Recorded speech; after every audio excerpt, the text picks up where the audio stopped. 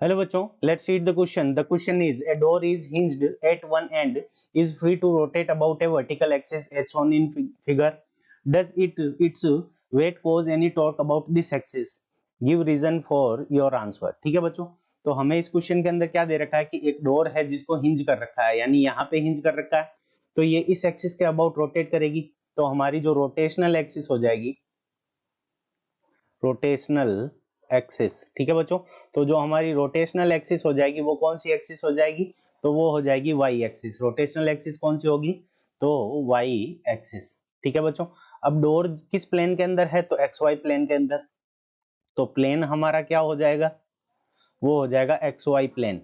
ठीक है, तो डोर का जो प्लेन हो गया वो हमारा क्या हो गया? एक्स वाई प्लेन हो गया, यानी इसके अंदर वो रोटेट करेगा.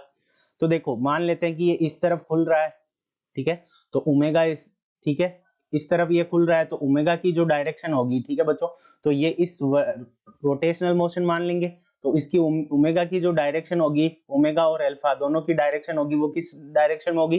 प्लस वाई और माइनस वाई के अंदर. अल्फा और ओमेगा दोनों की अगर हम डायरेक्शन देखेंगे, डायरेक्शन ऑफ अल्फा और ओमेगा, ठीक है बच्चों, तो ये कौन सी होगी? प्लस वाई या फिर माइनस वाई डायरेक्शन के अंदर होगी. ठीक है बच्चों, किस डायरेक्शन में रोटेट हो रहा है उसके अकॉर्डिंग प्लस वाई और माइनस वाई डायरेक्शन के अंदर होगी. हम जैसे ही हमारी राइट हैंड की फिंगर्स को कर्ल करेंगे, तो ऐसे जब रोटेट कर रहा है तो ये राइट हैंड की फिंगर्स को कर्ल करने पर ये नीचे की डायरेक्शन माइनस वाई डायरेक्शन में चली जाएगी, और जब ये उल्टी डायरेक्शन में रोटेट होगा तो प्लस वाई डायरेक्शन में चली जाएगी, उसके अकॉर्डिंग ये अल्फा की डायरेक्शन हो जाएगी. अब हम जानते हैं कि टो वेक्टर जो हमारा होता है वो होता है आई अल्फा. ठीक है बच्चों, तो जो अल्फा की डायरेक्शन होगी वही हमारी टो की डायरेक्शन होगी. तो इस कंडीशन के अंदर जब रोटेट होगा तो जो टो की डायरेक्शन होगी वो क्या होगी? प्लस वाई या माइनस वाई होगी, प्लस वाई या माइनस वाई होगी. ठीक है बच्चों, जो अल्फा की डायरेक्शन होगी वही टो की डायरेक्शन हो जाएगी हमारी. अब देखो वेट की डायरेक्शन देखते हैं, तो अब हम जानते हैं कि टो इज इक्वल टू क्या होता है? ठीक है, आर क्रॉस एफ होता है. ठीक है बच्चों, आर की डायरेक्शन भी क्या होगी? एक्स वाई प्लेन होगी, और वेट जो हमारा डब्ल्यू लग रहा है यहाँ पे वेट होगा tau. Tau is equal to r cross W. ठीक है, यहाँ पे वेट डब्ल्यू लग रहा है और डब्ल्यू किस प्लेन में लग रहा है? एक्स वाई प्लेन में. अब देखो यहाँ पे ये क्रॉस प्रोडक्ट है, इसका मतलब जो टो होगा वो आर और डब्ल्यू के दोनों के परपेंडिकुलर होगा. तो इस डायरेक्शन में जो हमारा टो होगा वो क्या होगा? प्लस जेड या माइनस जेड डायरेक्शन के अंदर होगा.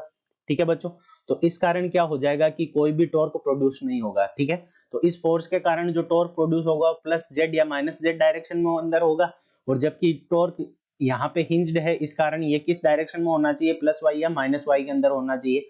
तो यहाँ पे हम लिख देंगे no torque, no torque about Y axis. ठीक है बच्चों, तो जो वेट के कारण जो हमारा टॉर्क होगा वो वाई एक्सिस के अंदर होगा नहीं. ठीक है बच्चों, तो यही हमारे इस क्वेश्चन का आंसर है, no torque about Y axis. I hope you understood it well. All the best.